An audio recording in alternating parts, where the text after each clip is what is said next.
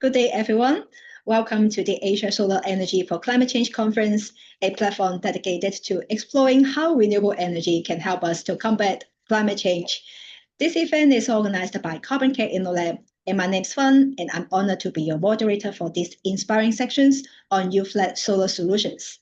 And yesterday, our executive director, Ivy, actually have highlighted some important elements. And also along with our keynote speaker, Professor Winston Chow, co-chair of the IPCC Working Group 2, and they have highlighted the crucial role of youth, and especially for the Asia's youth, plays an important role in tackling the climate change. So building on that, today we will dive into a very important questions. How can young people drive real change in renewable energy and from their community projects to creating a global impact? So I'm so excited we have a brilliant speaker today. So let me introduce Mr. Jack Huang, an inspiring consultant and researcher with a deep expertise in renewable energy, sustainable development, and also impact investment. And actually, Jack wear many hats. Like he works with the UN Office of Information and Communication Technology, advancing the digital transformation to achieve the Sustainable Development Goals.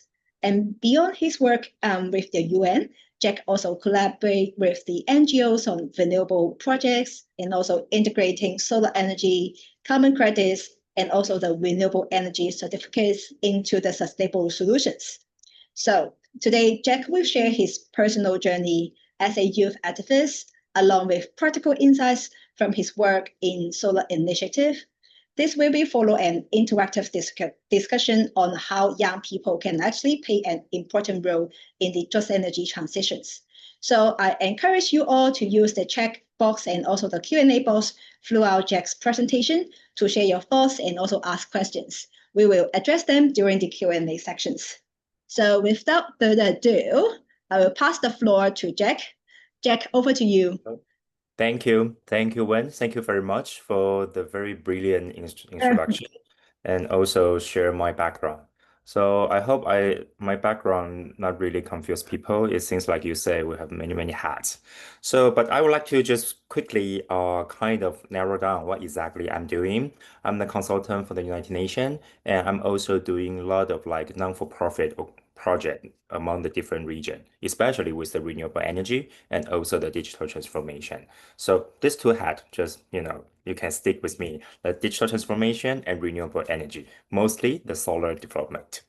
So I know we just have 15 minutes, so let me quickly go through my presentation. I'm super willing to share more detailed information, see if you have any question after my presentation. So here quickly just my background, and if you really want to know my detail, you can Google my name, my Chinese name, my English name. You're supposed to see some articles, some details, and you know what I have done in the past. And I'm also try to do something more in the future. So those are the international career paths I have been through, and which I focus recently is as just introduced. I want to do some kind of the youth empowerment, especially in renewable energy and especially in more general topic like SDG for different communities. So that would be very meaningful, and I hope I can share some of the example project and case study with all of you. So yeah, usually I like to use this kind of the slogan as the beginning of my presentation. So once I graduate from my university, my professors gave this sentence to me, like if you want to really change the world, there are several different ways. So you have the more sustainable way, but takes long term, and you have some more immediate way, which you make decision today, it might be some consequences tomorrow. So there are several different ways. So for example, they can do the artist, you can do the scientist, but you can also do the politician or do the businessman, businesswoman. So in that, I always want to encourage young people, young generation, even though I still think I'm young generation. According to the UN definition, under 45, you are still young generation. So in that way, we can have more TA for this section. Anyway, if you want to do something, you always need to think about how long and what kind of effect you want to achieve. So there are several different ways. So choose the correct way and choose the more efficient way based on your power, based on your resources. That's very important. So for the student or for the young people, if you want to do something for the solar project or if you want to do something for renewable energy, then think about how many resources or knowledge and the connection you have. And then it can help you to really achieve some of the targets. So that's something I want to share to Fred in the very first beginning. So as you may know, the United Nations, we have the SDG goal. That's the meeting. Usually we have the expert, we have the country leader, we have the private sector leader, and we also have the voices from the young people. So once a year, or maybe several times per year, people gathering together and discuss how exactly we can empower more developing country, developing region, as well as the young generation. So there are several topics, and renewable energy supposed to be one of the most important. So here, yeah, I would like to share some of the case study, and then we can have further discussion. So when we are talking about the renewable energy, somehow we focus on the SDG number 7, and meanwhile, we also focus on SDG 713. But I want to a little bit elaborate this kind of concept. When we are talking about renewable energy with SDG concept, don't just look at the 7 and 13. Because when you have this affordable renewable energy or green energy, what kind of terms you want to use, then it's really affect just not just for energy per se, but also the whole community. For example, in several developing countries, like in Cambodia, in Myanmar, or in Central Africa, like when we implement, like the UN project, implement the renewable energy there, it's exactly improve the living standard. It's exactly improve the people's life over there. For example, in the past, if you have no energy, no infrastructure, some of the poor neighbors, they cannot really afford this kind of facility. For example, the lightning or some other facilities. So at the night, they have no productivity. The women cannot work, the children cannot go study, etc., etc. Once we have the solar generate power, maybe just very small LED light, then you kind of release the human resources at night, especially in those developing regions. So that's also fix or improve the SDG number 1, number 2, even number 3, 4, 5, or others.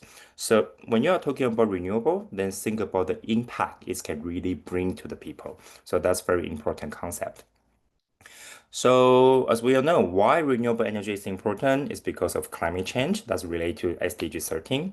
So, this picture it has been taken by the Reuters reporter, like in Pacific Island, the Ministry of I think it's Marshall Island, the Foreign Ministry of Marshall Island. He used to mention or emphasize how exactly the disaster of the climate change is happening, especially to those underdeveloped country or LDC, we call that.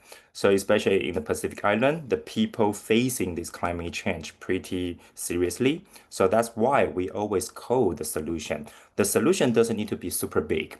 Like, the United Nations, the big power, the different country, the leaders, they always talk about the so huge topics. But even with the very small issue, like the small solution in those developing country, in those Pacific Island, they still can do something to achieve or to improve the climate change for the local environment and society. So that's how the minister call for action. Like not don't just focus on the big money, big investment, or big infrastructure, but also focus on the community-based solution. So that's what the young people they can bring their ideas to this kind of problem. So here I would like to quickly share some of the interesting case for you because I assume most of the series you can search online, you can watch Wikipedia, or there are so many climate YouTubers. You can learn the knowledge from them. So let's go directly to the case. So the first case I would like to share is kind of the combined case. When I say combined, it's supported by UNDP, United Nations Development Program, and it's initiated by a small group of people. And those young people, they notice in some developing country or region like Mongolia. The case we are talking about is in Mongolia. The people are facing some of the serious issue, which lack of the energy, lack of the resources to access the energy, especially not in the downtown of the city, but the countryside or for those suburban region. So as you can see, there's a very traditional Mongolian house in suburban region in Mongolia, the big country. And most of them, they don't have the accessibility, especially to the clean energy. There's no need to mention the clean energy, but even the traditional energy, fossil fuel generated energy, they have no way to really use that. So without the energy, nowadays, you understand it's a very serious problem. You will have no internet, will have no light, no washing machine, no TV, even no radio. So how could those people really improve themselves? And when we are talking about the capacity building, talk about the young engagement or women empowerment, etc., etc., all of them require the sustainable or stable energy supply. Otherwise, how could you really provide the training? How could you really provide the device or facilities to them? So we talk about in the people in Mongolia, the very small group. So from those people, from those young group people, and as well as the local private sector, as well as some of the NGOs, they try to bring these ideas, how we can build this renewable energy for the local user. So here we come some of the pilot case. So the installation of this system. So now we comes with some problem. Why we need to pay for this kind of facility? Who is going to invest in this kind of pilot project? Because if you are talking about the business, well, commercial is a commercial, commerce is a commerce. So when you try to convince people to really spend money, to spend their time or their resources on this kind of very meaningful, impactful case, they might ask you, why should I invest? What's the return I can get? So don't just talk about ESG. Of course, I respect ESG. I respect of the charity. But when we are in the business world, we always need to think about the profit. So here they try to initiate this program to UNDP, to the UN, and as well as to other private sector. So everybody asks them, how could you really bring the return or what kind of the impact you are going to create? If you want to build a solar panel, if you want to build this whole system, the renewable system for the traditional Mongolian house. So how exactly they can do? So I don't need to emphasize how big impact or what the benefit of building such the pilot project. Of course, you can release more human power and you can really engage or empower the people who live in the developing situation. So how exactly the return that's we need to design. And that's always I encourage the young people or young generation, try to think in a business way. So if you want to do something good, if you want to build a renewable energy or solar power, for example, think about how to help people. That's very important because usually the people who are rich enough, they probably don't need our help. But the people who are in poor, who are in disability, or who are in the real bad situation like refugee, they need our help and our smart talent to go to support them. But in that kind of project, how exactly to mobilize the private sector, to mobilize the capital market? That's an important issue. So here, when we have the discussion with UNDP, when they with the discussion with the UNDP, here comes some interesting case.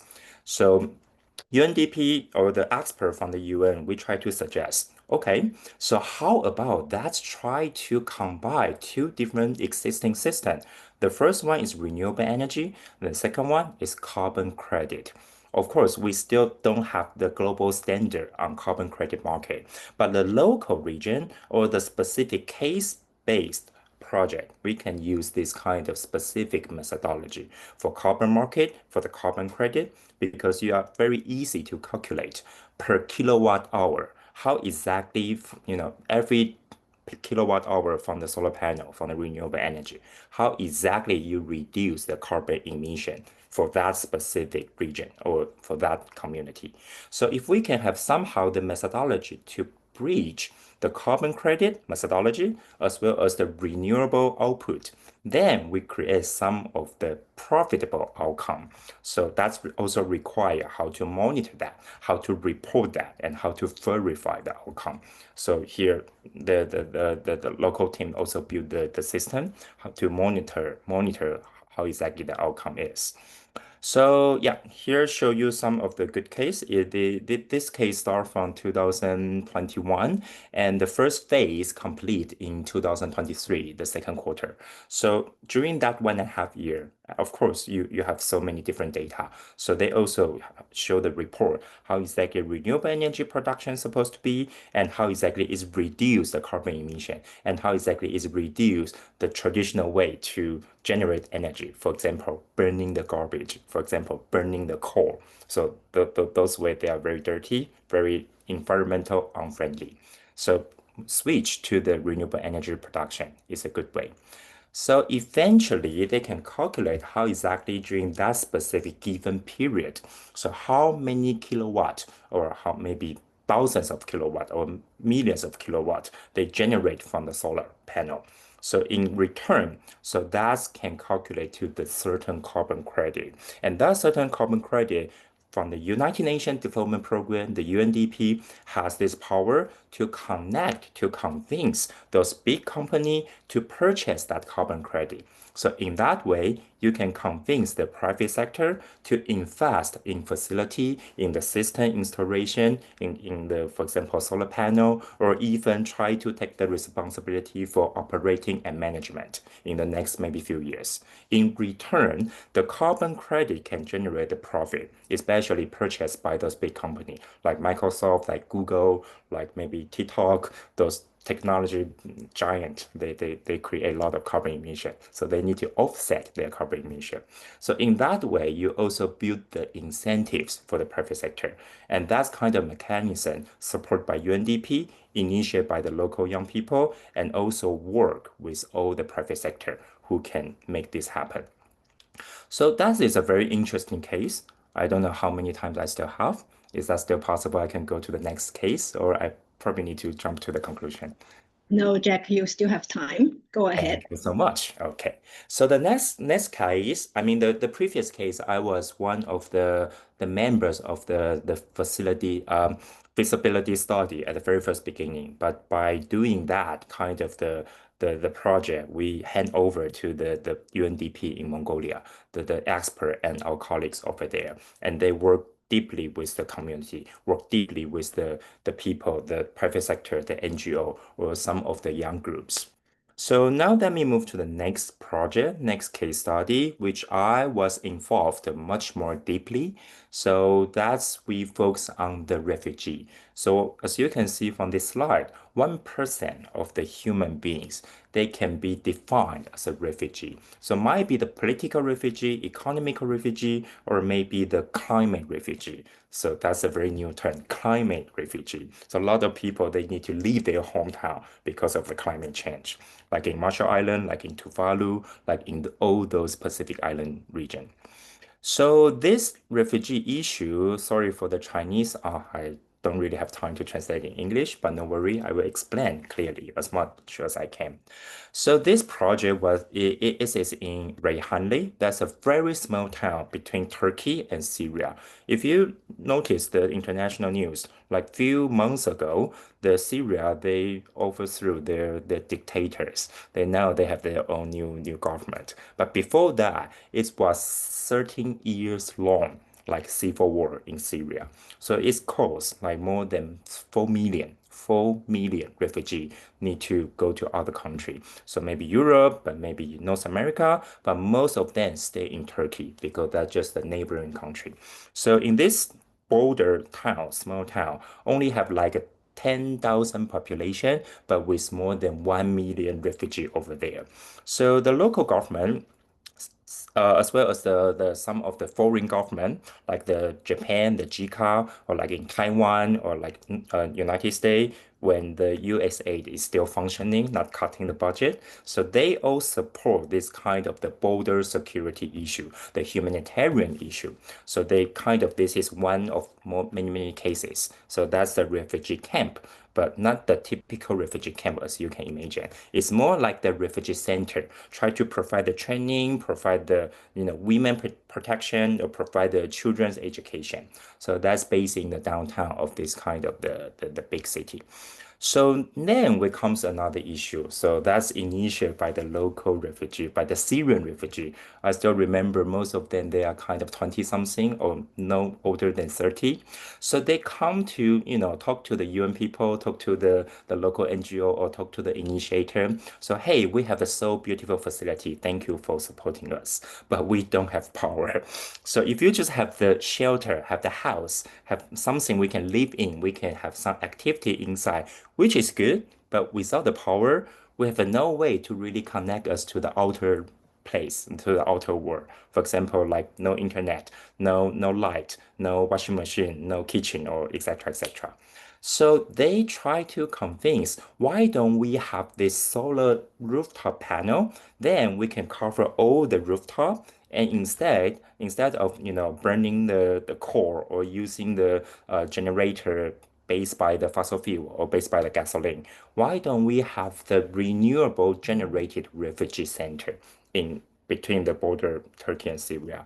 So we thought that's a cool idea. Why not? But still comes with the problem. Where's the money from?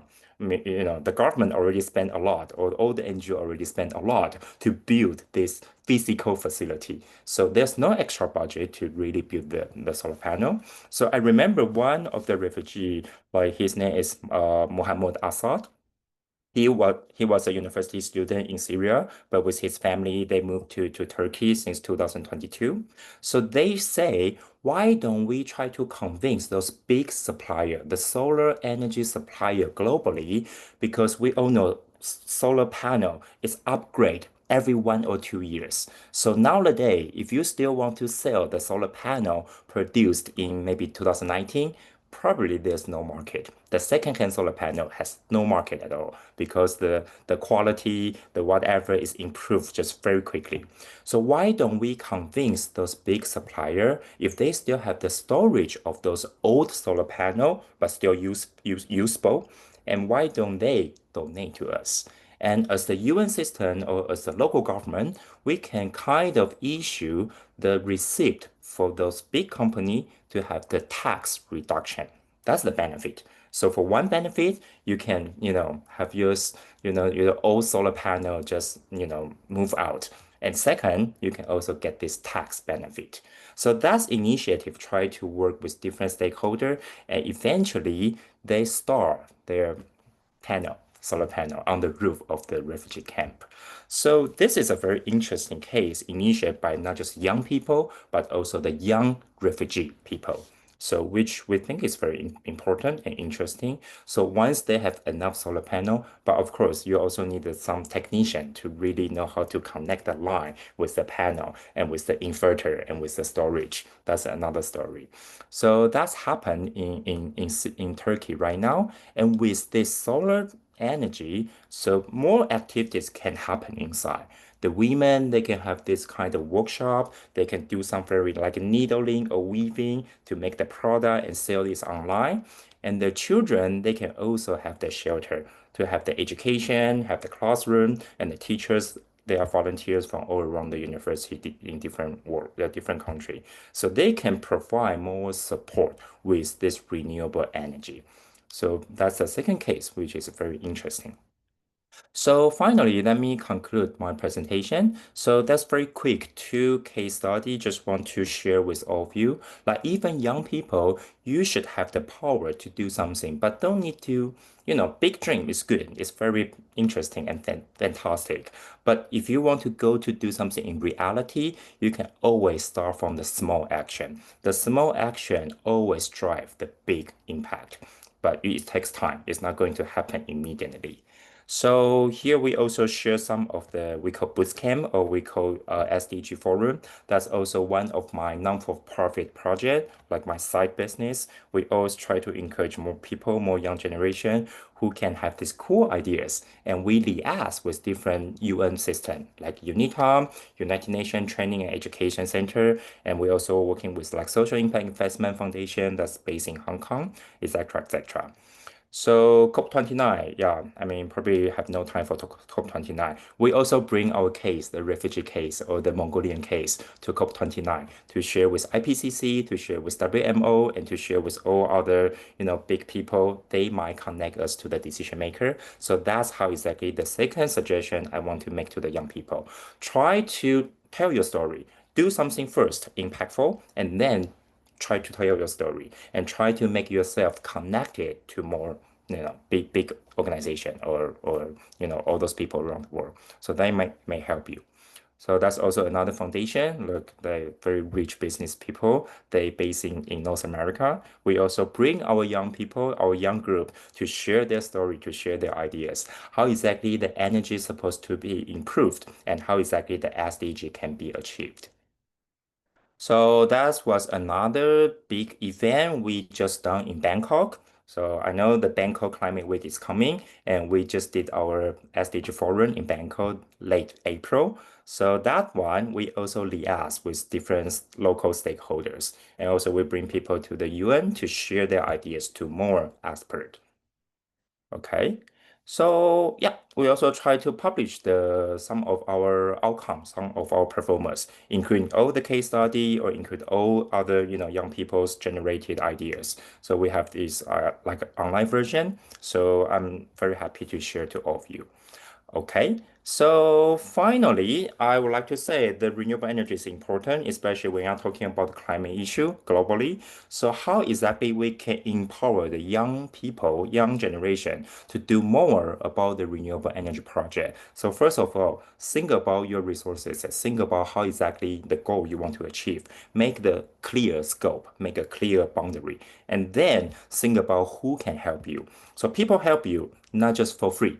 There's no free lunch. So people help you, they must get return. What's their concern? What kind of return you can generate for them? If you are not able to generate for them, how about other agencies, other stakeholders? Work with them, provide the incentives, and then we can have the teamwork and really do something in real in the community. So yeah, I think I will stop here. So COP30, I will be there. I believe all the members, some of you may be there as well. So wish to see you on site in Brazil. Thank you. Thank you, Jack. So it's really a comprehensive and also inspiring sharing. And I think one thing is really echo from my experience, like that the energy policy often feels distant from us, like we have no power to influence it. But like it's Yeah. truly inspiring to see how you bring together the multiple stakeholders like the youth, the NGOs, and also the private sectors to work collectively to the renewable energy initiative, and it's really inspiring. And I mean that those projects are not just addressing the energy access, but also like strengthening the community social resilience. That is really echo to our theme this year, how to powering our resilience with the solar energy. So thank you so much for this inspiring sharing. And I do have one like a key message that I draw from your presentation as well. Like we won't always have a big project to make a difference, but like Mm. every small step actually counts too. It's not about choosing one over the other. It's about working in parallel and how the big initiative and small actions can like complement each other and building the momentum together to create a real change in our society. So thank you so much for sharing. I do see there are some question coming in, so I will read out this question, and this is from a Daisy. I hope I pronounce it right. Like, oh, the presentation is really realistic and interesting. So, to make the sustainable, affordable, and eco-friendly, what do you have supposed to bring in to the waste to circular energy sources? I think Ah, this is asked about the biomass, yeah, circular economy, yeah, the circular, waste to energy. yeah. That's a really cool idea. Actually, we do have some of the very big project around the world. I mean, mostly in Asia. So we turn the West, the agriculture West, or the food West, or even the normal household garbage. Those are West. turn to that renewable energy. The problem is like they have two very key issue. The first one is, of course, is eco-friendly, and we all know it's very good, especially generate energy, but you cannot have guarantee the sustainable supply. So when the power plant is operating, you cannot really stop it and turn on, turn off this, very often. You need to make sure you have the very stable fuel supply. The fuel, I mean the waste. So once we have the policy to recommend or to promote this kind of the plastic bottle recycle or this kind of reduce the waste around the world, on the other side, the operator or the owner of those biomass plant, they are worried about the stable fuel supply. So that's one issue. And another issue is like the initial investment is pretty big. It's not just like a solar panel. You can, have a 1 kilowatt or even 5 kW or 5 watt or 10 watt you can support for the household locally.